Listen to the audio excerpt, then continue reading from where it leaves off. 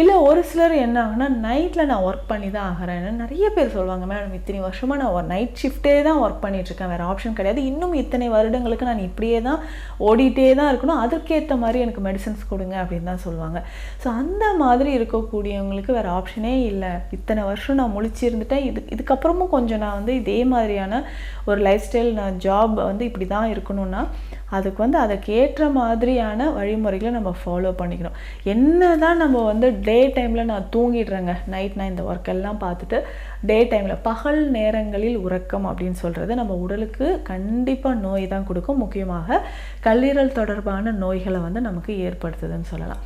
இதை தாண்டி வந்து பார்த்தோம்னா இன்னும் நிறைய பேருக்கு இரவு நேரத்தில் உறக்கம் இல்லாதனால ஸ்லீப்பிங் பில்ஸ் எடுத்துகிட்டு இருப்பாங்க.